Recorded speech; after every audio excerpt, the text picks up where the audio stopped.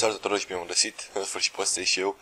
V-am spus, așa o să fie destul de greu să postez Munir! O să fie destul de greu să postez până marți, deci marți seara o să încep să filmez channelul meu. Dar până atunci, fază de tiki-taka Barcelona, Niang marchează și conducem Roma cu 1-0, frumoasă faza, uitați aici, pasă, frumos, frumos, fabulos. Bun frate, 1-0, atunci Roma, mie îmi convine, logic. Pjanic! Apă de Heia, scăpat. Asta e cel mai important meci din Champions League de până acum. Sper să trec, Nian ștapă liber, Nian ștapă liber, pasă dată de Munir, Nian ștapă liber, gol! Nian, dublă Nian. Un transfer reușit, întregime, de la Barcelona. Sper doar să trăiască în OVR. Oricum, joacă fabulos, dublă în Champions League, genial. Bun. Da, repriza a doua, minutul... ce minut este? Hai mai repede. Am mai făcut schimbări, cum puteți vedea. În fine, Puștaș pentru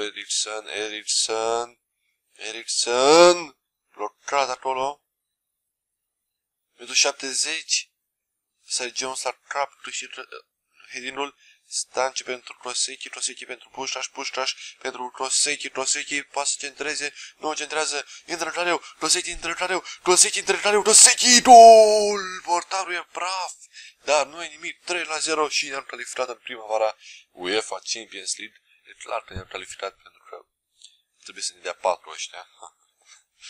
Da. Minutul 73, Bazoer. Adă-te frate înainte, așa. Bazoer, pasă pentru Eriksen, viteză în plus față de fundașii ăia. Oh my fucking golazo. Eriksen a fost world class. Uitați cum a trecut printre fundași. Doamne, și rol dintr-un unghi foarte. Dar din păcate nu a filmat Miririsul. 4-0 am bătut Roma. Am trecut mai departe în primăvara UEFA Champions League. Vreau mai mult de atât, vă dați seama, însă sunt foarte prost că am putut să o învinge pe Arsenal cu 4-0. O să simulăm meciul cu CFR Cluj, pentru că nu mă prea mă interesează și nici nu e în top 8, clar CFR-ul, în top 7, nu poate este pe 8. În fine, o învinge pe CFR 3-0, fără nicio problemă. Urmează meciul cu Charleroi, oricum nu o să mai jucăm niciun meci, episodul acesta a fost doar cel cu Roma. Ce un set de bla bla bla. Hai să vedem cu Zenit în Champions League. Cu Zenit am mai jucat în Europa League. Nu mai știu când, acum un sezon sau sezon trecut sau acum 2 sezoane, nu mai știu exact. Dar, în fine, nu prea contează ce a fost în trecut, contează ce e în prezent, ce o să fie în viitor, am bine spus, FIFA. Dar putem învinge, dar putem trece, mai bine spus, de Zenit. Și da, urmează imediat și perioada de transferuri. Bun. Ce oferte, nimic? Nu? Bine. Bun, hai să vedem. Nu, atât de mine mă interesează. Pentru că știți și voi de ce. Hai un stat report rapid. De Gea 86. Bun.